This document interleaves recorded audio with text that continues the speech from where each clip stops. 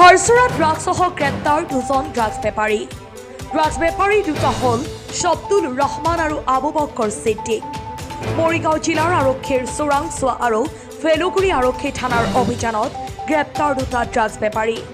এই দুই ড্ৰাগছ সৰবৰাহকাৰীৰ পৰা আৰক্ষীয়ে তিনিটা ড্ৰাগছ ভৰ্তি চাবোনৰ বাকচ, যাৰ বজাৰৰ মূল্য প্ৰায় 2,70,000 টকা আৰু দুটা মটৰ চাইকেলৰ লগতে মোবাইল ফোন দুটা জব্দ কৰে। অধিক তথ্যৰ বাবে জেৰা অব্যাহত ৰাখিছে আৰক্ষীয়ে। News desk report, Batadrava live.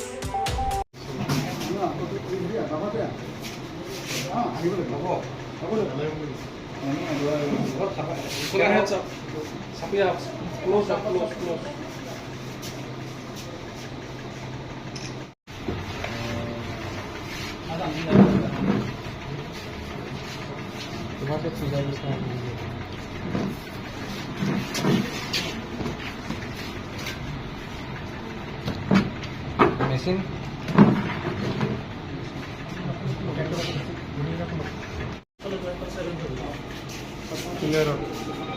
Roman গর্জি হলে যাও রোমান গর্জি আগে থাকো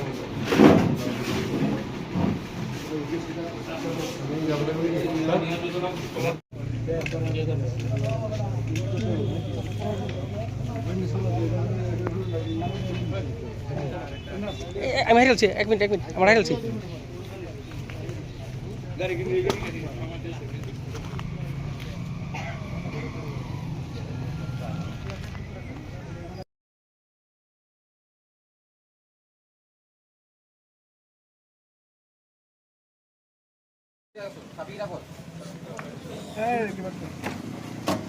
স্কুটি কেইটা আমি গাড়ী এখনত কিবা এখন উঠাই লৈ যাওঁ। কাৰোবাৰ গাড়ী আছে নেকি ইয়াতে? এই টমটম আছে নহয়, আছে এখন এখন পাই মোক দুটা টমটম কি ক'ব? মৰিগাঁৱৰ পৰা এটা টিম আহিছে, আহি পেলাই শব্দালয়ৰ ঘৰত চাৰ্জ কৰিছে। দাইতালগুৰি বৰতলাত চাৰ্জ কৰি পেলাই 3টা চাবোনৰ বাকচত কণ্টেইনাৰ পাইছে। মোৰ সন্মুখতে আমাৰ সন্মুখতে বস্তুখিনি চিজ কৰিছে। স্কুটি আছে দুখন মোবাইল, এইখিনি। কেইজনক আটক কৰিছে? দুজন। কি কি নাম? বৰগুৰি, লাহিৰত বৰগুৰি, এইটো নামটো মই একজেক্টলি এতিয়াও গম পোৱা নাই। আৰু এজন হ'ল চাব্দুল আলী। চাব্দুল আলী পূৰ্বৰ পৰা এনেকুৱা কাম কৰি আছে নেকি? আপোনালোকে গম পায়? আগতে আমি গম পোৱা নাছিলোঁ, কিন্তু প্ৰথম আমি গম পাইছোঁ তেনেকুৱা কাম কৰে।